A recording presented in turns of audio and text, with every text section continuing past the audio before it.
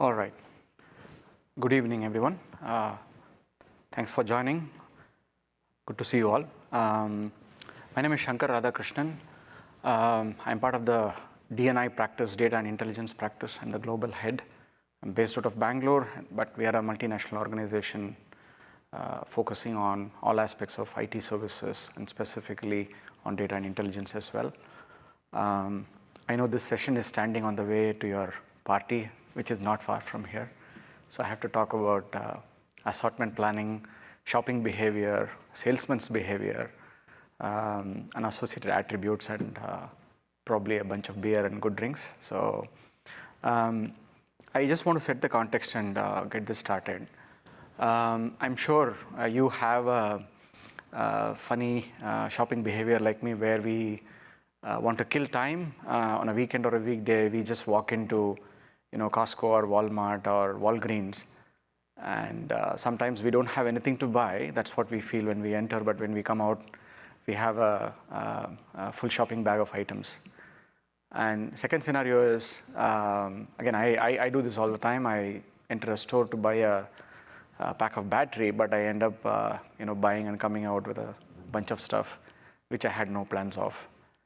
So this session is not about our shopping behavior, neither of mine, but it is actually about those shops, shop owners, and specifically around replenishment. How does it happen where they are able to catch your eyeball, so to speak, where they're able to upsell, cross-sell some of the products which you may or may not have intention to buy when you walk into the store.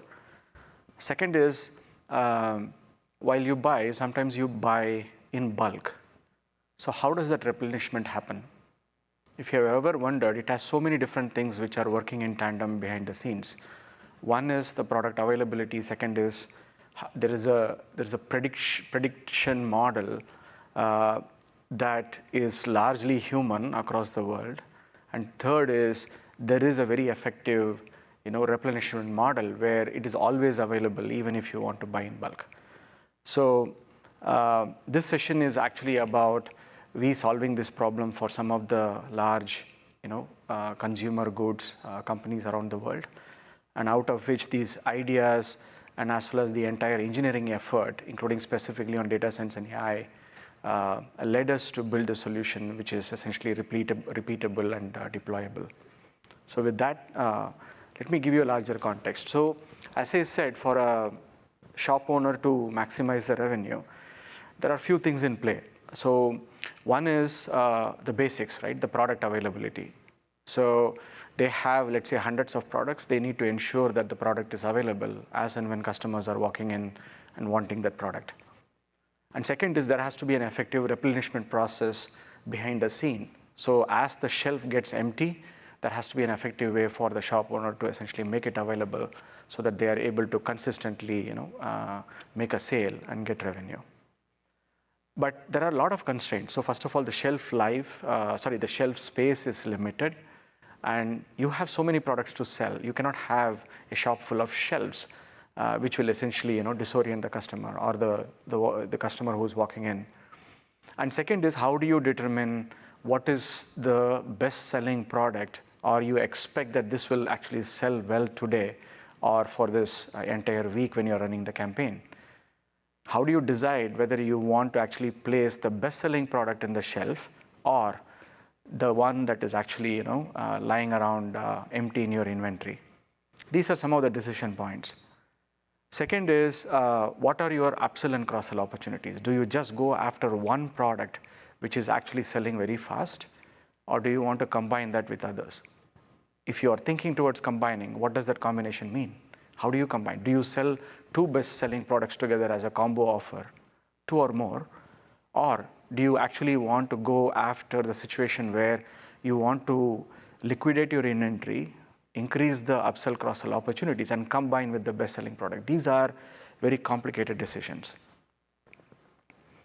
And at the same time, what we have from our many conversations, what we have realized is the world of CPG customers, specifically those shops, are very dynamic. There are so many things which are happening around the same time when there is a sale. So for example, the neighborhood attributes, we call it as behavioral attributes around a particular neighborhood. A particular product may sell well in let's say, a set of zip codes, but it doesn't mean that it will sell well in all of that state or city. And second is, there are so much of seasonality and related attributes which can play towards a sale or against a sale. So typically, shop owners go after promotions, offers, coupons, and trying to essentially entice the customer so that they can buy and they can buy more. So how do you decide which one to offer? Is it the most selling product is the one do you identify to give offers of, or the ones that is again lying around in inventory? And in this whole situation, what is the best combination or the assortment that you want to actually try out? Shop owners typically call this as experiments. So how do you decide in terms of what is that best assortment? Is it by a number? Do generally a combo of two sell more? And what does it mean? So for example, if it's the choice is between, let's say, chips and ice creams, and how do you decide in terms of among the various brands, which are the brands that you can actually combine? We are talking about both the brands in this example wanting to obviously increase the sale out of every shop that's out there. So how do you decide as a shop owner as which of those brands that you can combine? As you can understand, the decision points for the shop owner, I haven't even come to the salesman side of this, the decision points from the shop owner are enormous. So what is an assortment? Let's get to the basics of understanding and defining assortment.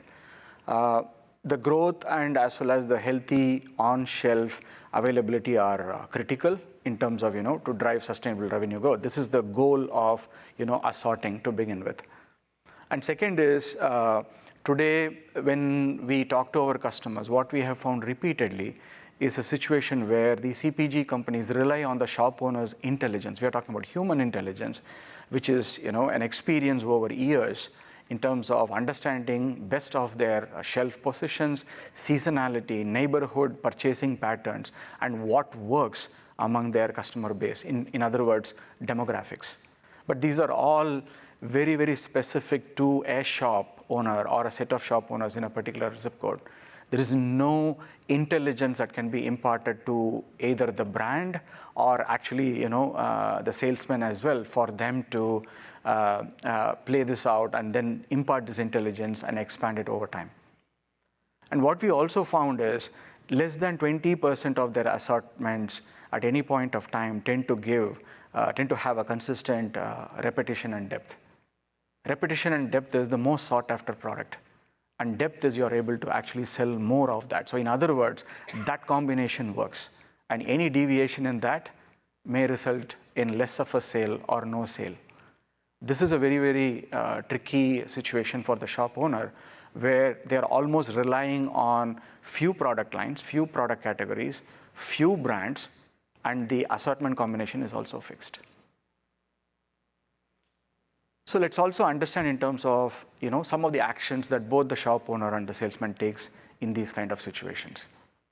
As I said, decisions are largely human driven. Shop owners' memory is limited to the patterns that they have observed, sale that they were able to convert, and whatever they believe that it will work in that particular point of time. And second is, there are very limited inputs from the sales representative. In our analysis, we found that the salesman has actually 15 minutes of time outside of the commute time to the shop where they have to take these decisions, understand the shelf behavior, what is moving, what is there in the inventory of that shop. We're talking to the shop owner and going through the inventory in all those 15 minutes. And they also have to promote multiple brands. They also have to give recommendations in terms of what is the best assortment which will work to increase the sale for the shop owner. They are in this together, but at the same time, the salesman is the one who's actually taking the input from the shop owner who has this human intelligence and the out of memory. They are essentially communicating those 15 minutes to make this happen. And in this conversation, in those 15 precious minutes, there are few decisions that are taken. So for example, what is the appropriate price point? The brand and the unit by themselves carry a price, And likewise, what is the best price point for this assortment? And how long do you have to run this offer for you to hit the baseline of your purchase or your sale? And likewise, what are those increasing numbers and combinations that you want to achieve where you can increase the sale? And as I said, these are all experiments from the shop owner's perspective. In so many ways, this intelligence is actually fed to the salesman. But here is the tricky part. We found that in the span of a day of, let us say, 10 to 12 hours, a salesman has to actually cover at least 18 zip codes. So we are talking about 15-minute window outside of the commute window for that salesman to essentially cover a particular area. So how much of the shop owner's intelligence can be fed to the salesman, where the salesman reverts back saying that here are the brands, here is my prediction. Shop owners may agree or disagree. They have their own prediction as well. And they have to essentially come to a point of agreement and then align on the price points, and then the products hits the shelf. So let's also understand the salesman's problem, the traveling salesman problem, if you're very familiar from mathematics. So as I said, they have to, on an average, they have to visit about 30 stores every day. This, I said 18 before, given the size of small and medium businesses, but if you flatten it out across very, very small shops in larger neighborhoods, this increases to 30. And on an average, they have to cover about 25 miles each day for them to essentially cover across all the shops and zip codes. They have about 5 to 7 minutes to spend in each store. 8 more minutes in terms of moving the items to the inventory and having the discussion to determine all the different price points. Typically, they have a handheld device where they have to, if there is a new brand, they have to look at the brand, the category, and the line of products in terms of scanning the SKUs. It's very, very important because that itself, in fact, feeds back into their record keeping, both from the shop owner side and as well as from the salesman side. The role of salesman is also to actually report back of those SKUs back to the brand. So the brand is also watching in terms of how their products are essentially moving. And if you consider newer product lines that the brand would always want to essentially roll it out to the market, this is very, very complicated because the salesman will essentially be releasing those SKUs for the very first time to the shop owners, whereas the shop owner may not have the SKU, they may not even have an inventory. So then the question becomes, how do they essentially store? How much do they store? How much do they essentially make it as part of this assortment mix, and what kind of price points that they want to offer? So the decisions taken are very, very interesting. So one is, in a very short window, the salesman decides that among the zip code of, let's say, 20-mile radius of Palo Alto, I know these are the shops where we have maximum footfall, maximum purchase, and thereby the brand prioritization happens. Second, as I said, there is a lot of human decision-making and assortment mix that the salesman has in his memory, which essentially has to be reconciled with the salesperson, and then they have to come to an agreement. We found that most of the time, this leads to essentially a loss of revenue. We haven't even talked about the channel issues on assortment. Channels are the various ways in which a product, which essentially is rolled out into a market, can go to those distribution units and in turn hits the shops as soon as possible. And the decision points on store, right assortment, and servicing window. Servicing window is the part where you have to decide whether you want to run this combo or the assortment mix and the related offers all throughout the day, or do you have essentially few time windows in which you can roll out these offers. Let's also understand the behavior of outlets. So one is there is a pack of items that has to essentially be defined as the assortment mix, and the same product can be part of multiple packs as well. So it's not that the combination of, let us say, batteries and chips have to always have only batteries and chips. The batteries can go with others as well.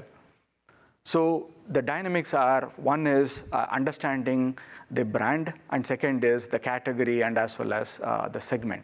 The segment is very, very important over here because ultimately the behavior around the particular outlet and what brands are moving and what segments you are able to actually attract is actually driven both by the brand and as well as the shopping behavior in any neighborhood. What we also found is the outlets chase multiple objectives around the same time. So while we are giving examples in terms of an appropriate and ideal assortment mix, they exhibit multiple priorities at the same time. One is obviously profit. Second is the purchase frequency. Again, these are largely related to a neighborhood behavior or a neighborhood attribute. And the assortment width and as well as depth, as I said, how many products you essentially roll out in this assortment mix and how long you want to run this promotion is very, very diverse among a set of shop owners in any given zip code. And then there is that brand affinity. You know that there are few brands and the products that are released by the brand always sell well. Then there is that pack affinity, where as long as you're running these experiments, you're able to identify the best assortment, you know that it is going to win.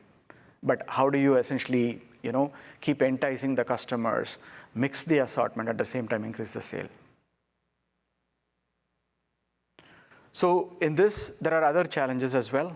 Just to summarize, the salesman action in such cases is very limited. They mostly correlate to SKUs. So in other words, the salesman, when they walk in that 7 to 15 minute window, they are taking a number of decisions based on SKU behavior, as it is called. One is the SKUs which are either new, if there is a new rollout, and second is the SKUs which are still on the shelf, SKUs which are moving, and last, SKUs which are in the inventory. And second is they have to track the inventory as well, because the intention of both the shop owner and as well as the salesman would be to liquidate or reduce the inventory pressure out of the shop owner so that the new products are also able to hit the shelf while they are actually helping the shop owner to increase the sale. In turn, they are actually helping the brand. And often this process is very, very error prone, and it cannot really scale. For a small shop, we even track the dimension of the shops. We track the dimensions of the shelf as well, and the placement of those shelves within those shops. All those attributes and the location of those shops in a neighborhood are also part of the entire architecture. So I'll talk about that in the next few slides. But when we look at it, it is largely error prone. There is a lot of human intelligence, and out of years and years of observing the shopping behavior, these are all residing in the shop owner's memory, and then they just give out those requirements to the salesman to replenish. So I've been talking about I've been setting the context in terms of how it works and what we have been observing among the CPG customers around the world. So now let me move into the solution that we have built and what it can do. So first of all, the building blocks of the solution are about capturing store behavior, product behavior, and also some benchmarks in terms of how the store is performing, how within a store some products are moving, and what are those brand affinity that the customers in that particular area are exhibiting. And likewise, as I said before, we also correlate that with the location of the store, the neighborhood attributes, the behavioral attributes around purchases in that neighborhood. So we use Databricks distributed environment for this in terms of we started to leverage Databricks in terms of building the compute layer and as well as the storage layer, and also building those building and tracking those attributes and the behavioral patterns around the shops, around the neighborhood. Then the core of the intelligence is out of the AML algorithms, which actually understand, first of all, the product attributes, and second is the purchase attributes, then the store level attributes, and most importantly, the SKUs. So I'll talk about this in detail as we go along. So the data is very, very fundamental for this solution to solve this problem. So from that perspective, it's an heterogeneous data set where we have both internal and as well as external information. External information would come from the salesperson, and they are also stored, analyzed, those that are received from the brand. And likewise, the internal informations are basically the point of sale that happens within the store, and as well as the information that are actually recorded manually, often in record books by some of the shop owners. From a KPI behavioral analysis perspective, there are a lot of internal frameworks which goes into action. This is the core of the AIML algorithm, where the intention is to actually measure the brand performance, the different categories as how they are performing. And we make this algorithm go through different kinds of, the prediction of phases, where it's very iterative. And then we adjust the weights and constants for us to move towards increasing the profitability. I mean, that's one objective. And likewise, SKU behavior, inventory liquidation, etc. Bulk of the work starts with the data preparation. So the data is, first of all, profiled, standardized, because the quality of data is often very, very sparse. It's very poor. And we have to actually augment that and synthesize that as well across multiple brands, across multiple stores.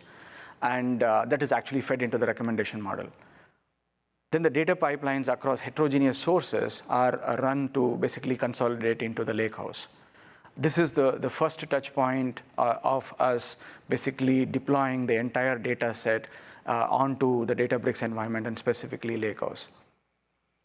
Then the KPI related algorithm starts to understand in terms of what are the KPIs that we have to essentially go after for each and every store, and then what are the brands that are essentially targeted for that store.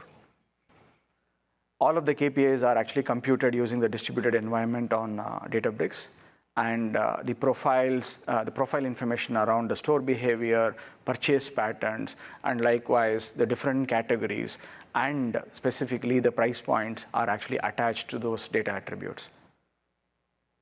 To ensure that there's no class imbalance in the data, we do a lot of sampling operations.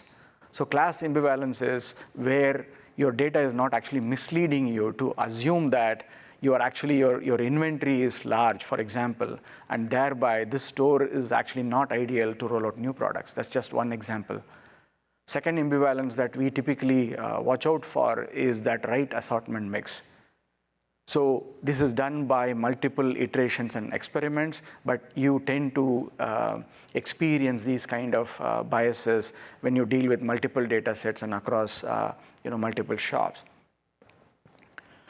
The core of the solution lies in the AI framework that we have built, which has a self-learning capability where there is less of a programming, but it relies heavily on the data sets and specifically the number of iterations where we adjust the weights and constants for us to essentially get to that minimum optimal point. So I'll talk about that in the next few slides as well.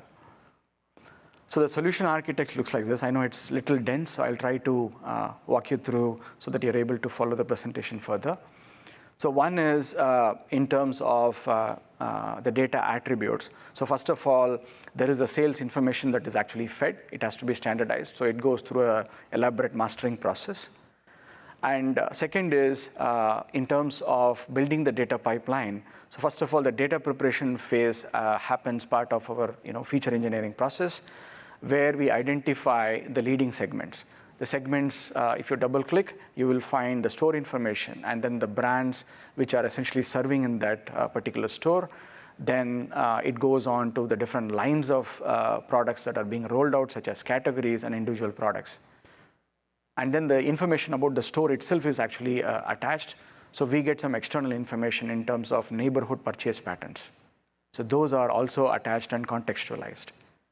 Further on, the deep learning algorithm starts to engage, where we look at various hyperparameters and we essentially start to feed into the predictive model. So it's all driven by many of the open source products, such as Dask, Keras, and Pandas. But this is a very, very iterative process where the neural network has to essentially be constructed going through these different scenarios. And then we run this model for us to essentially predict the first iterations of recommendations for that store. The model training happens on a continuous basis. In all of our experiments across CPG customers, the training phase typically involves anywhere between 3 to 5 days, depending on how many attributes that we are tracking. There have been cases where we have run the model for about 10 days as well.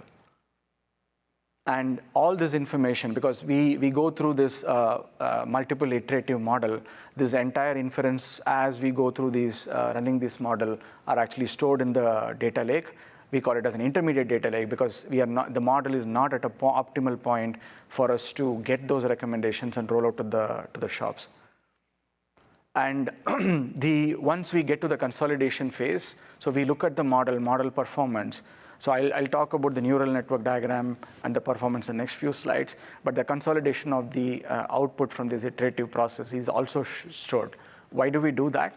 Because that is where we take some corrective measures for us to essentially, again, adjust those weights and hyperparameters and then get the inference and feed that back into the model. Once we are comfortable in terms of the predictive model, the deployment logic is finalized.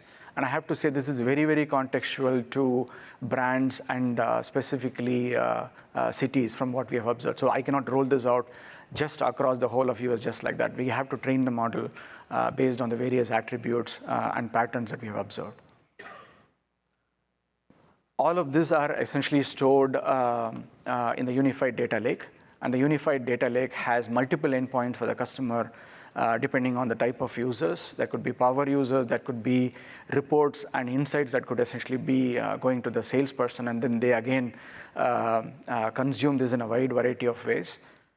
And we roll this out to those shop owners as well, where in a self-serving model, we can actually enable reporting endpoints where they can look at the last month's shopping patterns, shopping behavior. And they can even slice and dice around a few seasonalities as well, Christmas shopping, Memorial Day, Thanksgiving, etc.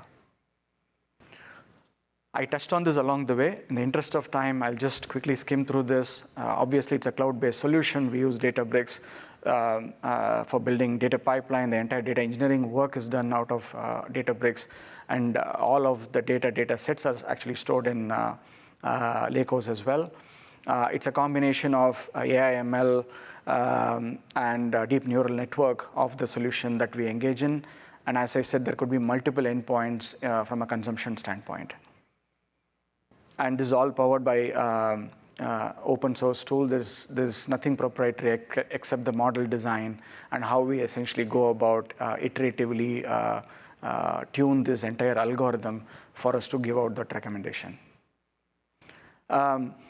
This is very deep in technical slide, so I'll try to make it easy for you if you're not familiar with this.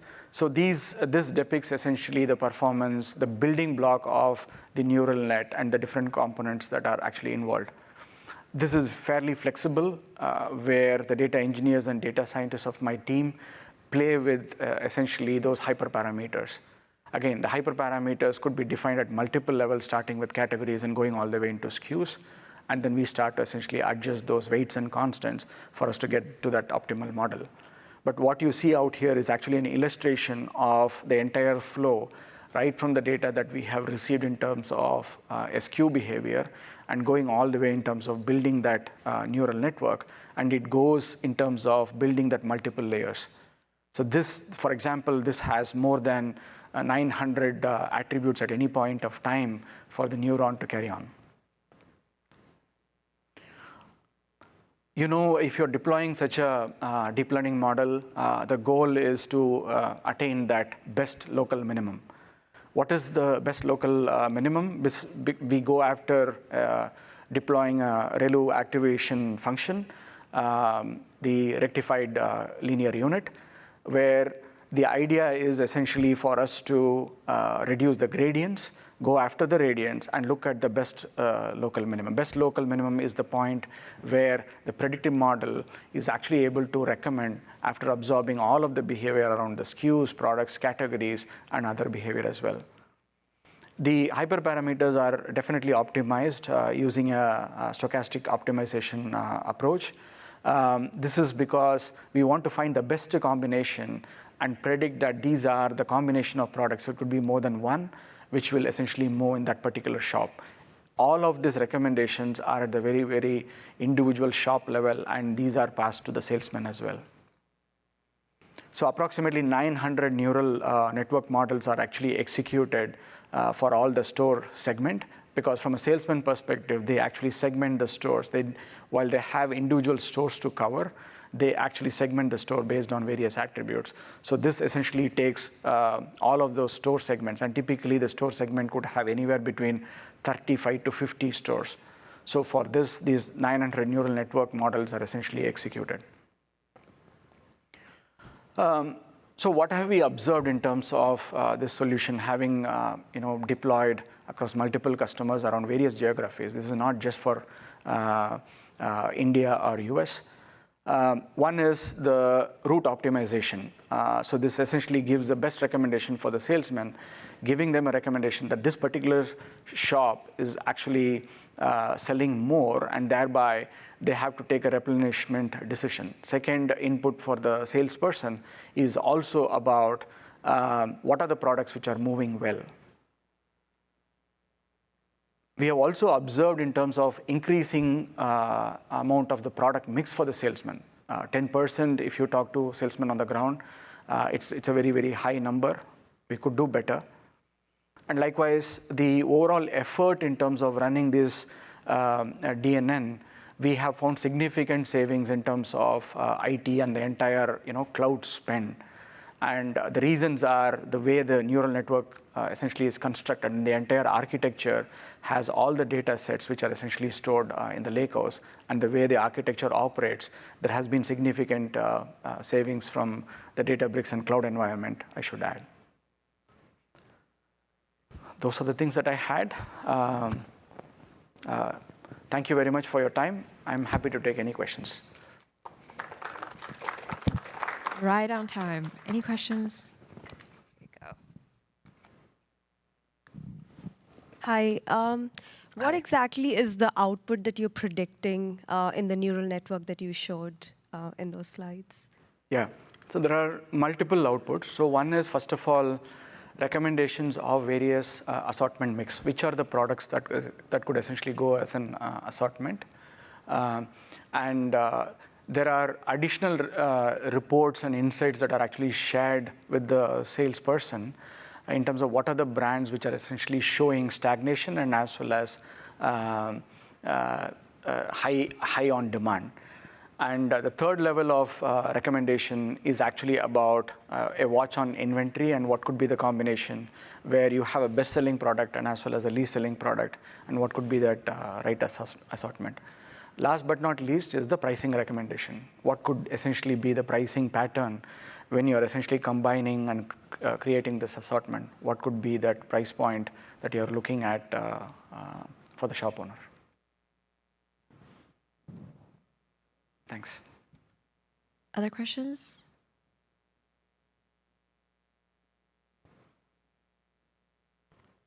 Going 1, 2, 3.